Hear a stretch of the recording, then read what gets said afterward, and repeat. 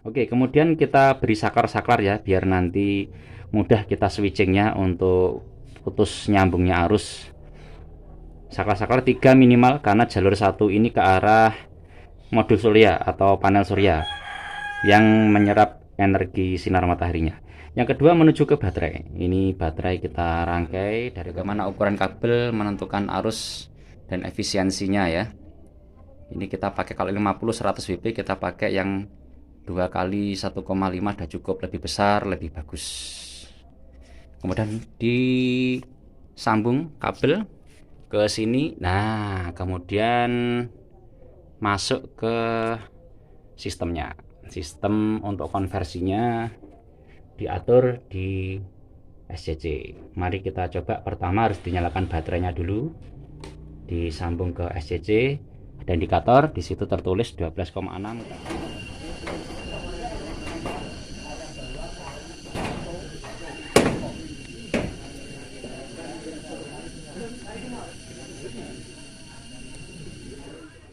Ari alternatif yang sekarang ini kita mencoba untuk menjelaskan ya, gambaran sekilas sistem PLTS atau pembangkit listrik tenaga surya paling sederhana, paling simple.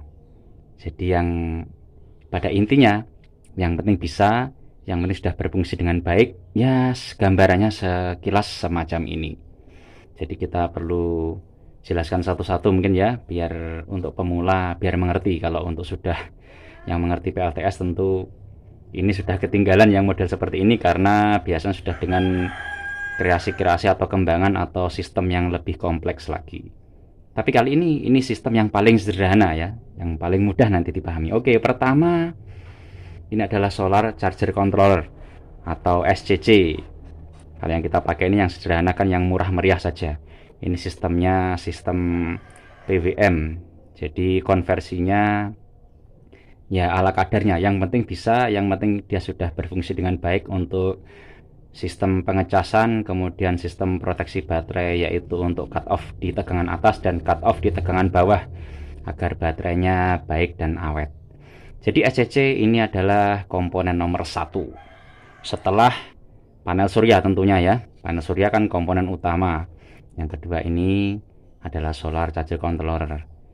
Ini sistemnya kita rangkai sesederhana mungkin biar mudah dipahami ya, karena ini juga bagian dari percontohan mungkin yang nantinya juga kita akan terapkan di yang memesan kita ini adalah untuk penggunaan hidroponik. Oke, kemudian kita beri saklar-saklar ya, biar nanti mudah kita switchingnya untuk putus nyambungnya arus.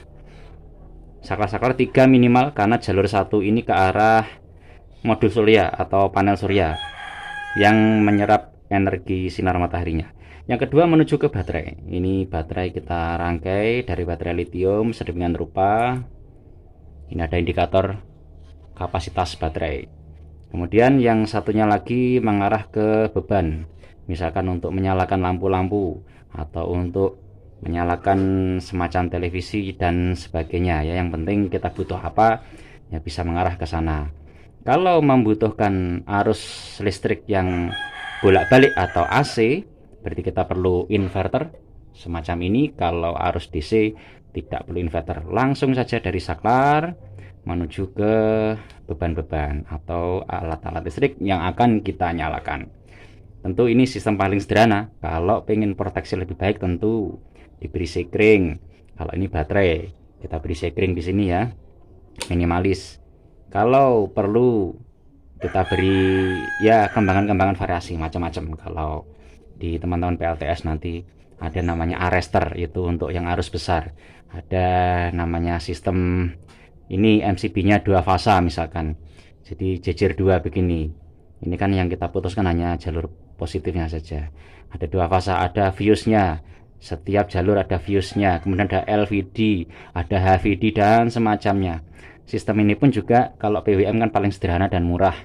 Ada yang lebih bagus lagi pakai power point tracking yang maksimum itu ya, yang full. Jadi pakai MPPT lebih mahal, biasanya paling murah itu sekitar 500-600an itu ya kalau MPPT yang asli ya. Jadi paling sederhana seperti ini, karena ya kita terutama yang penting bisa dulu ya, dan anggaran kan menyesuaikan. Oke, kita tunjukkan jalurnya untuk memahami bagaimana prosesnya. Jadi pertama itu ya, kita gunakan modul surya yang ini adalah 50 WP, nanti menyesuaikan bisa 100 WP, bisa 200 dan seterusnya, karena menyesuaikan dari SCC, menyesuaikan dari baterai, kabel dan lain-lain. Sementara ini kita contohkan menggunakan 50 WP disambung melalui kabel ini ya. Kabelnya harus bagus, harus tembaga murni, dan tentunya besarnya sesuai. Lihat video kita yang lain, sudah ada keterangan bagaimana ukuran kabel menentukan arus dan efisiensinya ya. Ini kita pakai kalau 50-100 WP, kita pakai yang 2 kali 1,5 udah cukup, lebih besar lebih bagus. Kemudian disambung kabel ke sini. Nah, kemudian masuk ke sistemnya. Sistem untuk konversinya diatur di SCC. Mari kita coba. Pertama harus dinyalakan baterainya dulu, disambung ke SCC. Ada indikator di situ tertulis 12,6 karena di dalam ini kita pakai baterai lithium yang sistem 12,6 maksimalnya. Ini hampir penuh kapasitas, tapi meskipun hampir penuh kapasitas tetap bisa ngisi karena memang terputusnya nanti baru setelah benar-benar full baru akan terputus arusnya. Kita coba, baru jalur dari Medu Surya kita buka. Nah, ada indikator kedip-kedip di sana, itu berarti proses pengisian terjadi. Ada arus masuk ke sini, dikontrol di sini, keluar ke sini. Nanti bisa disetel juga di sini kapan-kapan kita lebih detail untuk penyetelan baik yang PWM maupun yang MPPT, kita akan tunjukkan di video-video berikutnya ya. Semoga nanti bisa memberikan petunjuk yang lebih jelas lagi untuk bagaimana pengaturan baterai untuk kontrol cut off di atas dan yang di bawah supaya baterainya bisa awet dan efisiensi bisa lebih baik. Nah, untuk ke beban misalnya kita pakai jalur yang ketiga ini, kita nyalakan. Nah, dengan dinyalakan begini nanti akan keluar menuju ke inverter ini. Kita coba nyalakan inverter, terdengar bunyi tweet, nanti akan berarti menyala. Nah itu.